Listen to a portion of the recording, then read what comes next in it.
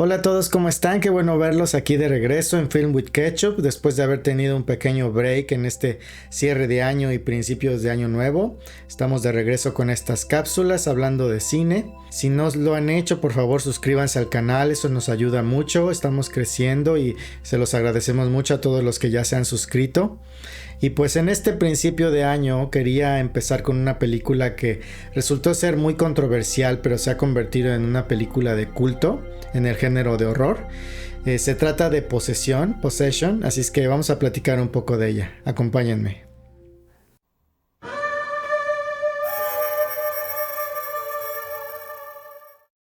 La película de Possession es una película hecha por el director polaco Andrzej Zulawski, que ya la produce habiendo salido de Polonia. En la época del comunismo en Europa del Este empezaron a haber muchas restricciones y censura a los artistas, a la creatividad, a la cultura y principalmente a los cineastas. Él se encontraba produciendo una película que se llama The Silver Globe, que resultaba ser en ese momento la película más cara en Polonia. Era una película de ciencia ficción que llevaba ya mucho tiempo filmándose.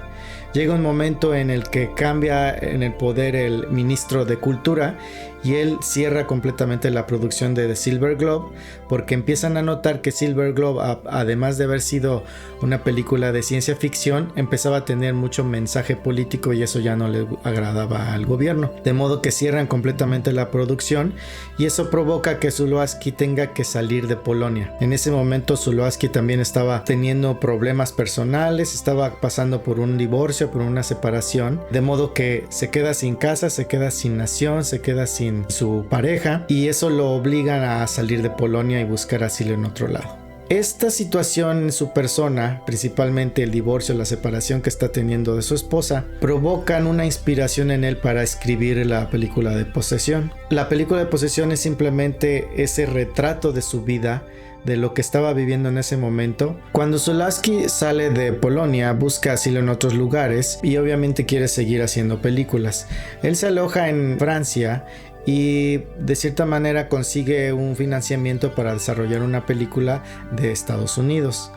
En ese momento empieza a desarrollar Possession. La película la empieza a desarrollar en habla inglesa, que resulta ser la única película que él hace en habla inglesa, que aunque era un director muy bueno y un escritor muy bueno y tenía muy buen inglés, al parecer dentro del guión necesitaba un poco de más ayuda. De modo que buscan a Frederick Totten para colaborar con él en la escritura del guión. Empieza el desarrollo del guión y eventualmente algo pasa con el productor que desaparece y se termina el financiamiento para la película en ese momento. Zulawski busca fondeo en otro lado y resulta encontrar fondeo en Francia con la productora Marie-Laure Rader. Se continúa el desarrollo del guión en Francia y se da luz verde a la producción para empezar a buscar reparto, locaciones y todo.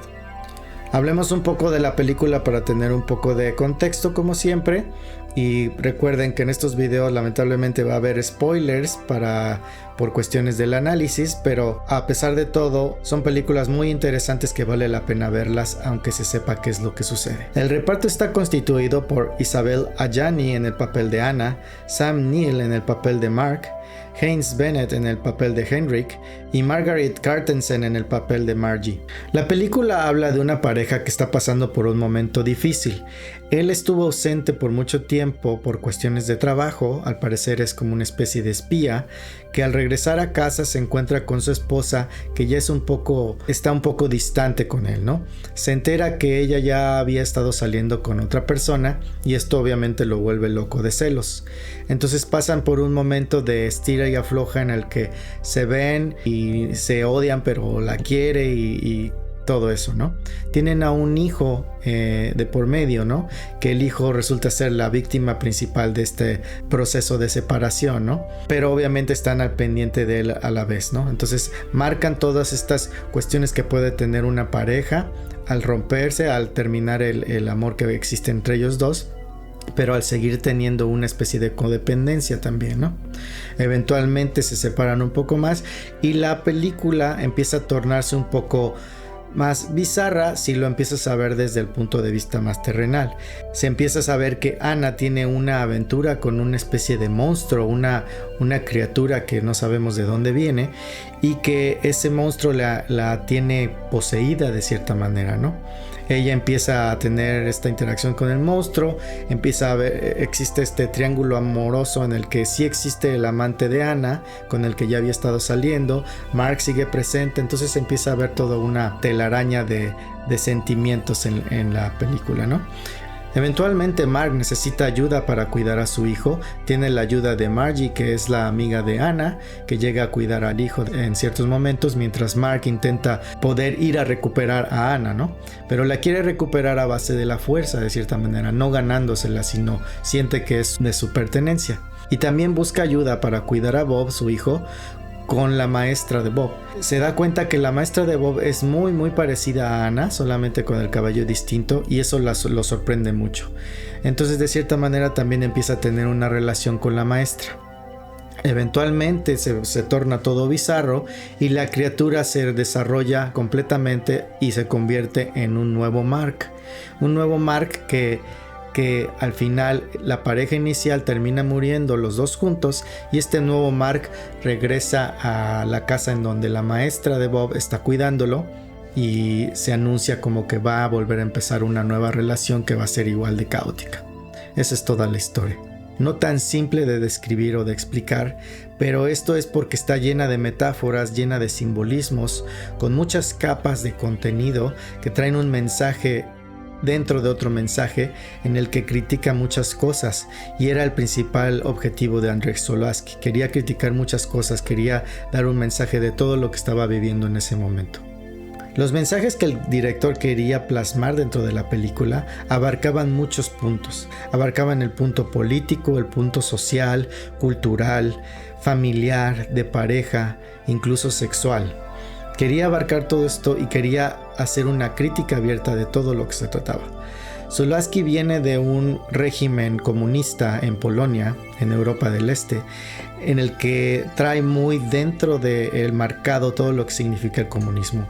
Y para él el comunismo significa maldad, ¿no? Él lo menciona incluso en sus entrevistas, que la maldad se llega a desarrollar en todos lados, ¿no? Y aunque en ese momento existe esta división entre Europa del Este y Europa del Occidente, en el que un lado es comunista y el otro es capitalista, retrata a la maldad como si fuera ese comunismo del que está escapando.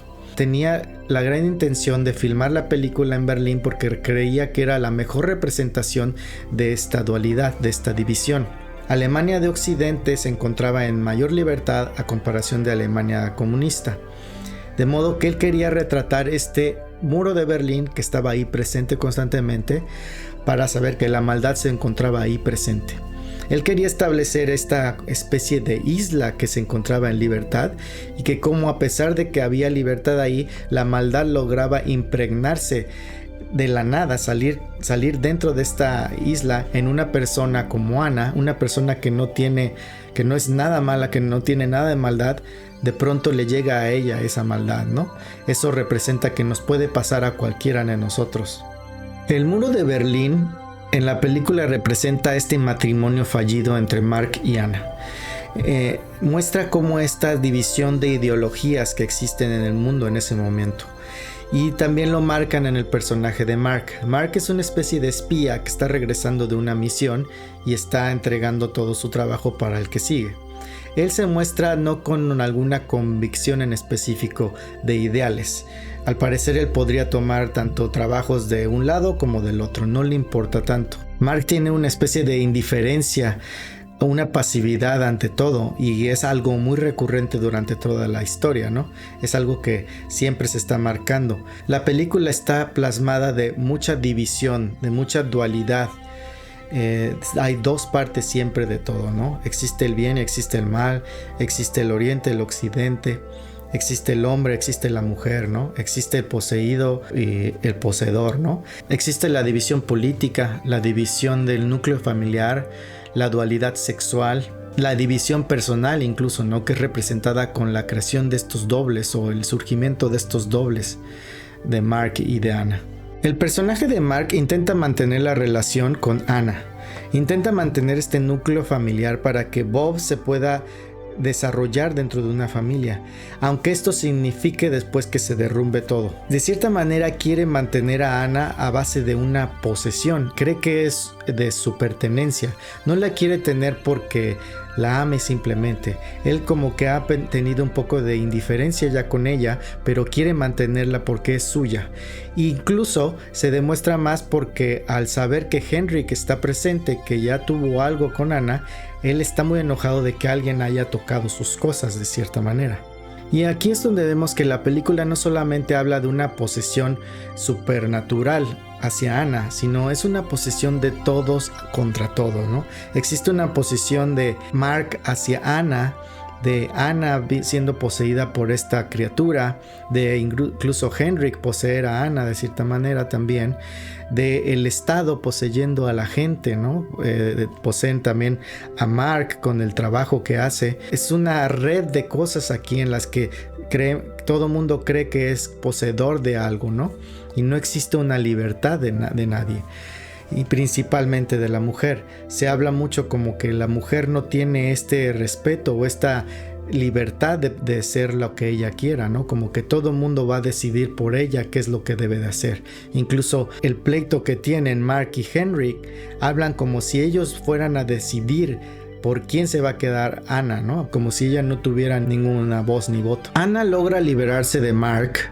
Cuando él está de viaje, ella logra liberarse de Mark y encuentra a Henrik, pero también encuentra este otro monstruo, esta otra criatura que le ayuda a liberarse aún más de él, ¿no? Cada vez que regresa ella a ver a Mark, ella está consciente que él no tiene ya ningún poder sobre ella. Y eso es lo que vuelve más loco a Mark aún, ¿no? Cada vez que la ve, sabe que ya no la puede controlar y ella incluso lo ve como con risa, ¿no? Sabe que ya no tiene ningún poder sobre ella. Existe este paradigma en el que esta criatura que ella está dando, que está creando, que está ayudando a crecer a base de su sexualidad, a base de su amor, se convierte en un Mark nuevo, ¿no? Ella está creando la imagen ideal que puede tener de una pareja, de que la quieran como ella quiere que la quieran. Sin embargo, eventualmente esta nueva criatura se convierte en un Mark nuevo. Está viviendo atormentada por él y eventualmente crea algo que va a ser igual a lo que la atormentaba anteriormente. Durante el clímax de la película existe esta escena tan trascendental y tan importante en la que se explica todo este dolor que había tenido acumulado Anna durante todo este tiempo en su relación con Mark. Isabelle Adjani hace una actuación tremenda en esta escena en la que tiene una especie de colapso nervioso en la estación de metro y tiene una especie de expulsión. Es como si diera a luz a algo. Tiene una expulsión de la maldad que trae acumulada en su ser y expulsa eso de su cuerpo. Sin embargo, esto que expulsa se convierte en esta criatura que eventualmente empieza a alimentar ella misma con su amor y con su sexualidad para eventualmente convertirla en el hombre ideal que ella tiene en su mente, ¿no? Esto podría decirse que critica un poco la autonomía que puede tener la mujer dentro de este sistema patriarcal. Es un sistema patriarcal opresivo en el que a la mujer no se le puede garantizar esa libertad que merece. Dentro de la película también se habla mucho de la sexualidad. Mark es un personaje que se muestra indiferente a muchas cosas, y una de ellas también resulta ser la sexualidad. Él admira mucho el cuerpo de la mujer, pero lo admira con una belleza que no tiene una atracción sexual. Lo admira tal cual como podría admirar la belleza del cuerpo humano de su propio hijo. Incluso cuando termina teniendo una intimidad mayor con Helen le dice que no se preocupe porque no tiene por qué hacerle el amor, cuando él se muestra con una especie de impotencia. Ciertas pistas aquí y allá muestran cómo este personaje no tiene una sexualidad definida o incluso puede ser atraído por el mismo sexo. Tiene una especie de atracción también con Henrik, con el poder, con la libertad que se muestra Henrik, o incluso se mencionan ahí ciertas pistas en las que posiblemente tuvo alguna actividad homosexual en su asignación en el trabajo como espía.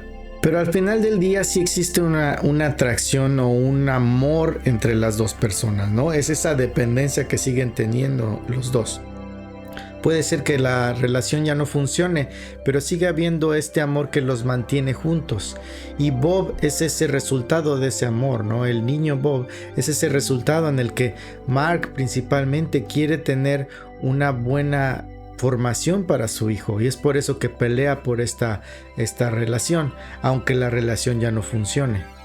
Los dobles en la pareja, tanto Helen como el Mark que sale al final, son como esa idealización que tiene cada uno de los personajes en la pareja. Mark idealiza a esta madre perfecta que cría a su hijo como la mejor madre del mundo, contándole cuentos y arropándolo y cuidándolo como si fuera una maestra, tal cual lo hace Helen. Y Helen crea a este Mark nuevo que idealiza como el hombre perfecto que la va a amar.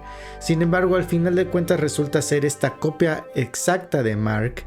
Y al final de la película, estos dos personajes se asume que van a reencontrarse y van a crear esta nueva historia que eventualmente va a llevar a esta catástrofe. Todo esto nos lo dice la reacción que tiene Bob al final cuando está con Helen y el nuevo Mark llega a buscarlos. Bob le dice a Helen que por favor no abra la puerta, que no abra la puerta, y cuando Helen va a atender la puerta, Bob incluso prefiere irse a sumergir a la tina de agua y quedarse ahí a afrontar de nuevo toda la relación tan tormentosa que tuvieron sus padres. Y todo esto también se ejemplifica con esta metáfora de los ruidos que ocurren como si fueran unos ruidos de guerra. Otro ejemplo de dualidad que puede presentar esta película es este choque entre el cine clásico europeo de los 70s y 80s con el cine hollywoodense. En el momento que Zulawski incluye una criatura dentro de esta historia, se convierte en una película más de ciencia ficción que la quiere asemejar un poco más hacia lo que está ocurriendo en Hollywood, como con películas como Alien o King Kong, criaturas de esa índole. Busca el apoyo de Carlo Rambaldi, que ya se había establecido en Hollywood y estaba haciendo todo el desarrollo de las criaturas en todas las películas de los grandes estudios. Un dato curioso es que Carlo Rambaldi, un par de años después, nos va a traer a la vida una criatura tan conocida por nosotros como lo es E.T.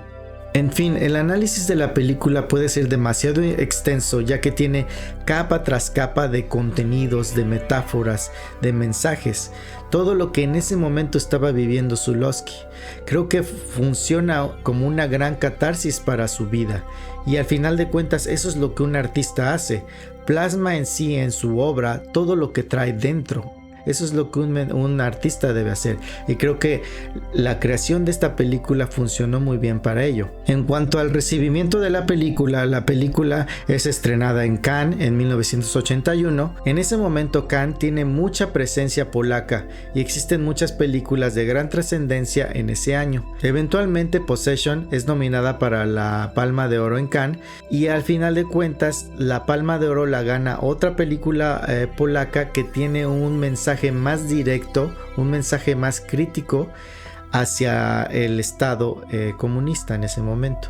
Se dice que gana esa película porque en ese momento lo que se necesitaba era crear esta explosión cultural dentro de la Europa del Este, que eventualmente ayuda mucho para que caiga el muro de Berlín.